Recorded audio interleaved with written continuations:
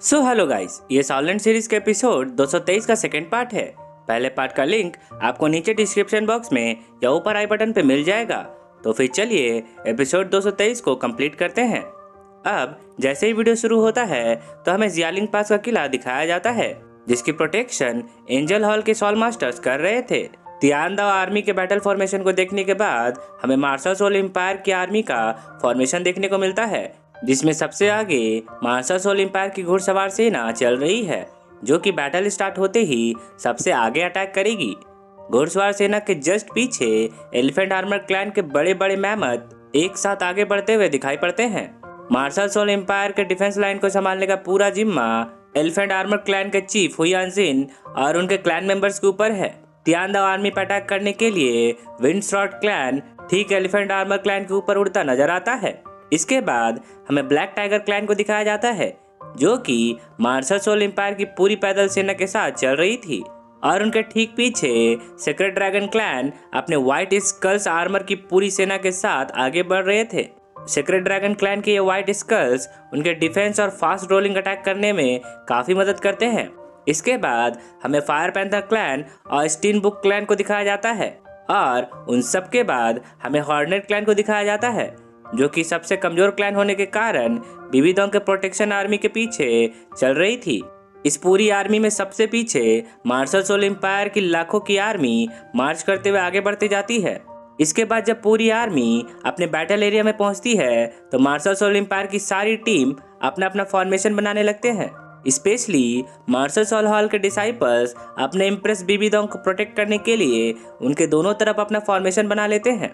जब martial soul empire की पूरी सॉल मास्टर आर्मी अपना फॉर्मेशन बना लेती है तो एलिफेंट आर्मर क्लैन के चीफ हुयान जिन इस पूरी आर्मी को लीड करने का रौब झाड़ते हुए कहते हैं, आखिरकार वो घड़ी आ ही गई जब इतिहास के पन्नों में मेरा नाम लिखा जाएगा। इसके बाद बीबीदोंग अपनी शाही कुर्सी से उठती है और अपनी सॉल मास्टर की आर्मी का मोराल बढ़ाते हुए कहती है कि मेरे सॉल मास्टर की इलाइट्स एंजल टेम्पल का सपोर्ट हमारे साथ है, इसलिए आपके रास्ते में कोई भी विरोधी खड़ा नहीं हो पाएगा।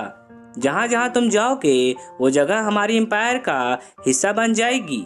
जो कोई भी मार्शल सोल एम्पायर के अधिकार को चुनौती देने की हिम्मत करे उन्हें जान से मार डालो।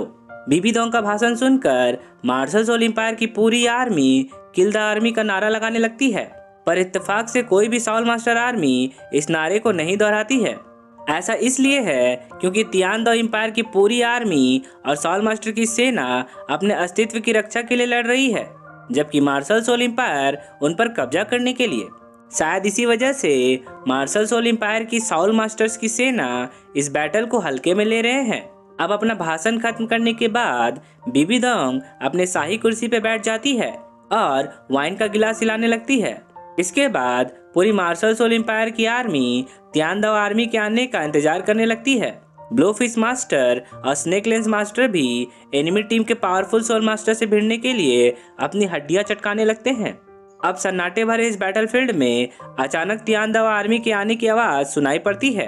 बैटलफील्ड में एंट्री लेते ही तियानदाओ आर्मी अपना नेशनल फ्लैग लहराते हुए आगे बढ़ने लगती है।